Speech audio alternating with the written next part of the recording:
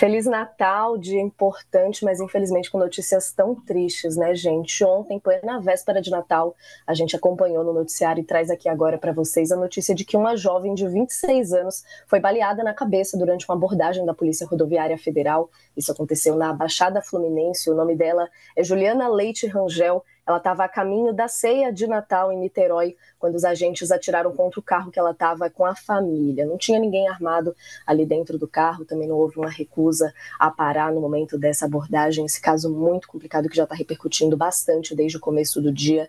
Essa jovem, a Juliana, foi levada imediatamente para o hospital Adão Pereira Nunes. Depois dessa abordagem, ela passou por uma cirurgia e está internada em estado gravíssimo. Os policiais foram afastados das funções. Os envolvidos nesse caso eram dois homens e uma mulher da PRF. O superintendente da organização do Rio de Janeiro, Vitor Almada, disse que em depoimento esses policiais alegaram que ouviram disparos quando estavam se aproximando do carro, deduziram que vinha ali do veículo, mas depois descobriram que tinham cometido um grave equívoco. O pai da jovem, o Alexandre Rangel, que estava dirigindo o carro e contou um pouco mais de detalhes do que aconteceu. Vamos ouvir. Da Polícia Rodoviária Federal aqui, meu amigo está contando o que aconteceu aí. Tava vindo na Washington Luiz, eles ligaram a sirene, eu liguei a seta para encostar, já foram metendo bala em cima do meu carro, acertou um tiro de fuzil na cabeça da minha filha. Minha filha foi lá pro moacir do carro. 26 anos. 26 anos, mal aberta. A bala que acertou, ela pegou no meu dedo ainda. Vai o carro aí. O carro todo de bala, sem fazer nada. Olha aí. Ainda falaram que foi eu que 3, atirei. 4. Olha aqui, ó. O tiro saiu aqui na frente, aqui, ó. 4 ou 7 tiros aí.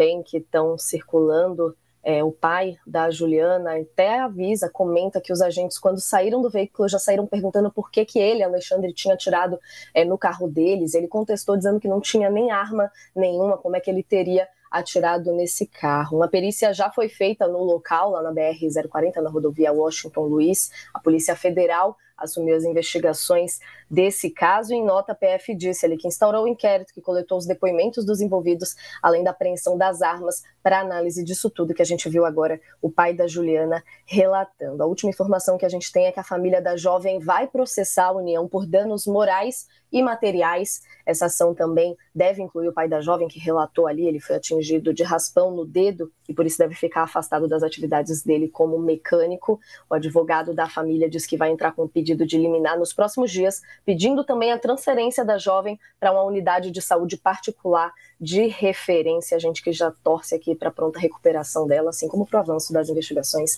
desse caso tão grave, né, Sakamoto? A gente vendo ali no dia, inclusive, que a gente destacava, noticiava aqui no programa a publicação de um decreto tratando justamente sobre o uso de força letal, o uso da força policial, na esteira aí de uma série de casos dramáticos que a gente vem acompanhando ao longo dos últimos meses no país como um todo, mas essa notícia agora indo na contramão de tudo que tem se tentado fazer um esforço para ir para o outro lado, né, Sakamoto? Mas essa triste notícia agora em plena véspera de Natal, trazendo aí o luto para a família nesse dia 25, né? Não, é quase que uma infeliz, uma trágica, uma coincidência desesperadora, né? Que o decreto que trata de um assunto semelhante, ele tenha sido assinado no dia em que acontece, né? No mesmo momento em que acontece esse crime, né, cometido por parte de policiais rodoviários federais, né? Daí dá para destrinchar alguns pontos. Primeiro, é claro, todo mundo sabe, não precisa ficar alertando que o decreto, é claro que é limitado por parte do governo federal, porque cabe aos estados a competência para decidir como as suas polícias vão atuar. Mas é claro que o governo federal, primeiro, o governo federal tem polícia sob sua responsabilidade. Polícia Federal, Polícia Rodoviária Federal, Polícia Penal, né, também o pessoal de nível federal. Então, esse grupo que inclui a Polícia Rodoviária Federal vão ter que mudar o modus operandi, vão ter que alterar a forma como agir.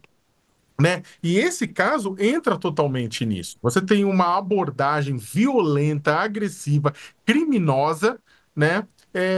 Por um veículo que não demonstrava nenhum risco.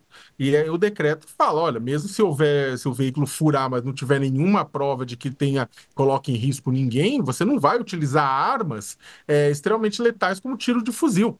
né? A gente viu o que aconteceu em 2009 com o músico, com o carro do músico Evaldo Rosa, em que no qual ele e o catador de reciclável Luciano Macedo morreram, que o catador que foi tentar ajudar a família do Evaldo, morreram fuzilados por militares em Guadalupe, na zona oeste do Rio de Janeiro. Uma situação muito semelhante. Eles iam para o chá de bebê. Aí o pessoal fala, eles furaram e metralharam. Então, o que acontece? É claro, para a Polícia Rodoviária Federal, isso aqui vai cair como uma luva para evitar que isso aconteça. É claro que em nível estadual, é o Estado que decide, mas como você tem repasse de recursos da União para os estados, isso pode ser levado em conta, né? Se o Estado não está cumprindo aquela determinação do decreto, o recurso pode ser bloqueado. É claro que vai ser discutida a constitucionalidade, mas alguma coisa o governo federal vai ter que fazer para tentar pressionar os estados. Boa parte dos estados e dos governadores operam na lógica de que atira primeiro, pergunta depois. E sobre essa lógica, muitas pessoas das periferias das grandes cidades têm morrido. Muitos proprietários de carros mais humildes têm também se estrepado, porque a polícia tem sido extremamente violenta, atirando primeiro, perguntando depois. Lembrando também que o decreto ele não pega apenas essa questão do carro, é também pessoas, né, para utilizar armamento menos letal. Eu não gosto da expressão armamento não letal para choque, para bala de borracha, essas coisas, porque mata também, tá? Deixando claro. Mas armamento menos letal junto de quem estiver desarmado, que é o caso aqui em São Paulo, daquele jovem que roubou 2 pacotes de sabão líquido de uma unidade do Oxxo, e um policial à paisana deu simplesmente 11 tiros nas costas do rapaz que estava desarmado. 11 tiros, isso é execução. É que tem uma parte da população que está nem aí e bate palma. Mas isso também é um absurdo e está previsto no decreto que o armamento para esses casos tem que ser taser, tem que ser outros armamentos e não tiro. Agora, para finalizar, vamos lembrar que a Polícia Rodoviária Federal, ela tem operado e tem tido muitas críticas com relação a ela nos últimos anos, porque durante os anos do Jair Bolsonaro ela foi empoderada quase como guarda pretoriana do bolsonarismo. E ela cumpriu várias tarefas do bolsonarismo, de dificultar ida de eleitores em áreas petistas para as urnas no segundo turno das eleições, de fazer vistas grossas a bloqueios em estradas. Teve o caso também condenado do Genivaldo, né, que o pessoal transformou o porta-mala da viatura numa câmara de gás. Então, a Polícia Rodoviária tem sido muito federal, tem sido, apesar de fazer um trabalho importantíssimo, ajuda no combate ao trabalho escravo, no tráfico de drogas, ninguém está negando isso, mas, por outro lado, o bolsonarismo deu uma empoderada.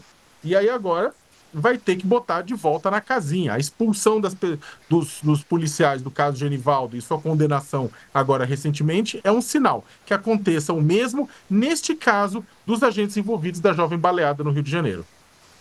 Não, muitos pontos para a gente entrar aqui e analisar. Queria te ouvir também, Andresa, sobre esse caso especificamente. A gente ouviu aqui um trecho do pai da Juliana, dando entrevista aqui falando sobre o caso, ele falando ali da parte da abordagem em si, do que aconteceu, mas em algumas repercussões depois a gente vê coisas aqui de quebrar o coração, e inclusive falando muito dessa ideia de confiança, né, que a gente vê, relato, no caso, falando sobre a atuação policial no Brasil como um todo, e ele relatando ali que pensou que eram bandidos atirando, no caso, usando ali o carro da polícia, que na cabeça dele, policial não ia fazer uma coisa dessa. Como é que você vê mais esse caso trágico acontecendo e marcando aqui a história da violência policial no Brasil?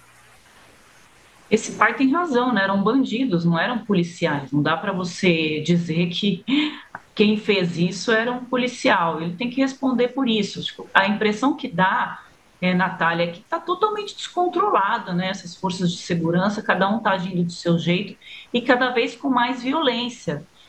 Concordo com o Sakamoto, isso começou muito ali no governo Bolsonaro, que dava muito respaldo para esse tipo de ação violenta, do bandido bom é bandido morto. A gente via muito isso ser falado, e acabou praticamente dando uma carta branca aí para os policiais agirem dessa forma, como bandidos. Então foi muito importante essa ação rápida, né, que me parece partiu do Ministério da Justiça. O ministro não falou ainda, tem algumas declarações aí que ele disse para auxiliares, né, que a gente chama no jornalismo de ópio, que eu acho lamentável, né, o ministro deveria vir a público para comentar, uma vez que ele acabou de soltar esse decreto regulamentando, digamos assim, essa questão, mas teve uma ação muito rápida de afastar esses envolvidos. O que é muito recorrente nesses casos é, em primeiro momento, a acusação de que as pessoas que foram atingidas, que o pai atirou, que o pai estava armado, né?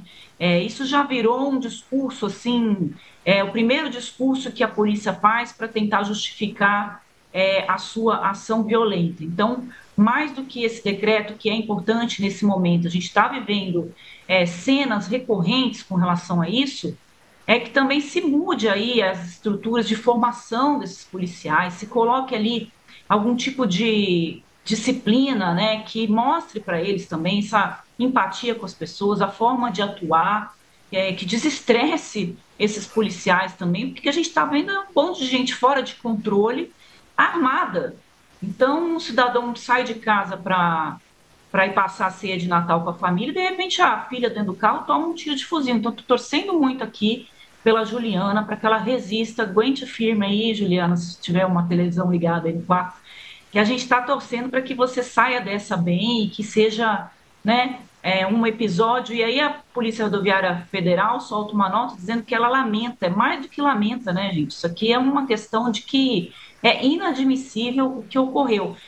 E tem um ponto também que eu queria destacar, que o Sakamoto até lembrou da história do músico, foram 257 tiros de fuzil, e aí, né, por militares que atingiram o carro, e 8 deles foram inocentados pela justiça militar com a justificativa de que não teria como saber de onde saiu o tiro.